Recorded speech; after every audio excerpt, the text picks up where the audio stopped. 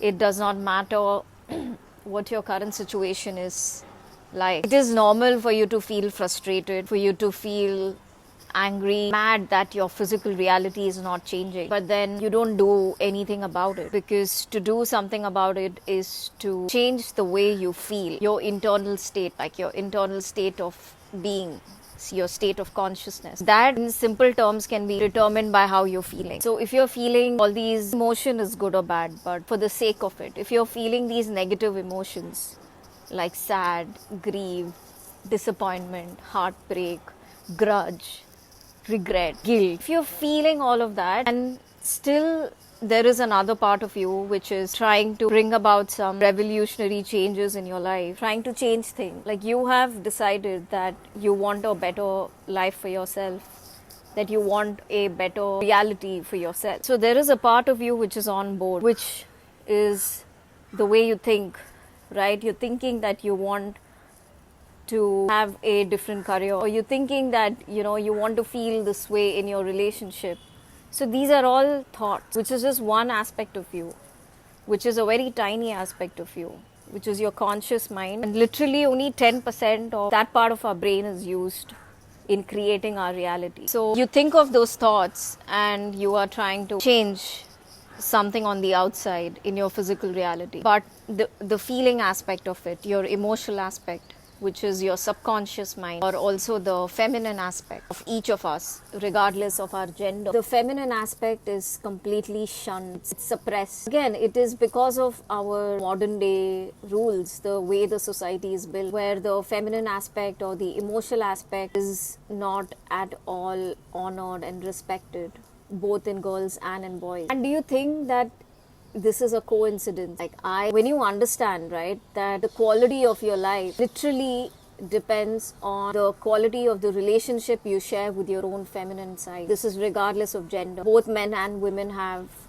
a feminine aspect, a feminine side to us. So the relationship we have with our feminine side will literally determine the quality of our life. So if you look at the way in which our modern world is designed, where we're often told to put up a strong face, be strong, don't be too emotional, don't be too sensitive. And the culture is very unsafe even for women to be in their feminine energy. Because just look around pop culture, where there is so much humor and jokes being made on, like when women are expressing, so many jokes are being made, are you PMSing, or is it that time of the, and women are often called dramatic, we're often called, you're overdoing it, overthinking, you're just overanalyzing, you're being too difficult, you're being too this. Every time a woman taps into her feminine aspect and feels things, but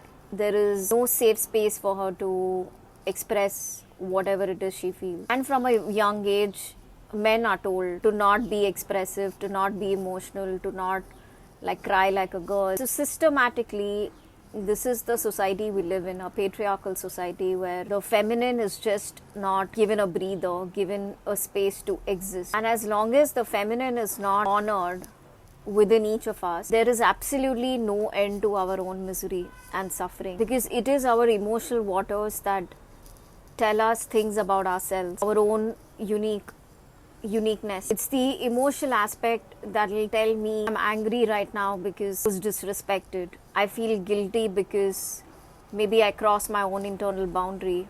I feel shame because maybe I feel there's something fundamentally wrong with me. So it is our emotions that tell us our current state, and it is our emotions that will help us elevate. It is our emotions that help us raise our consciousness. And this is in men as well. Like, you can be a safe provider and a safe space for the women in your life only if you have learned how to honor your own feminine side. So now look at it this way, that consciously you're trying to manifest something, a new job, a new partner, new lover, new this, whatever it is that you're trying to manifest. But subconsciously, which is your feminine aspect, your emotional side, you feel you're not good enough, you feel unworthy, you feel inadequate, you feel unimportant, you feel you don't matter, and you're filled with all these self doubts. So there is no alignment between your thoughts and your emotions, and that is because the feminine aspect has been suppressed. So if you want to change your current state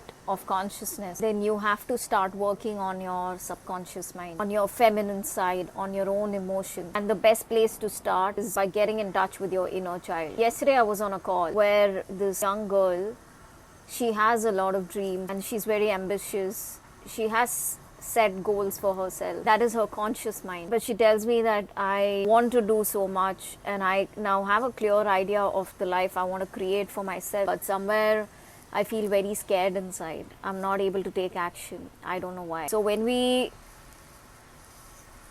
dug deeper into her subconscious pattern. So her feminine aspect is feeling scared, and the masculine side, or which is the conscious mind or the thought, wants to do some serious adulting and create a beautiful life. But now these two paths are not in alignment. So when we went back to her childhood, the kind of love that she received from her father was very conditional. That somewhere she felt, her father judging her that you're not that capable, you're not that responsible, you're not that good enough. And so she internalized it, and she these bottom beliefs that I need to prove myself. I need to prove that I'm good in order to get my dad's love, in order to get his approval. And there was another pattern where I deserve to be loved only when I am perfect. So the reason why she was stuck and not able to take action was because there is fear of failure, that if I fail at this, I will not get my father's love. So do you see how something that would have happened just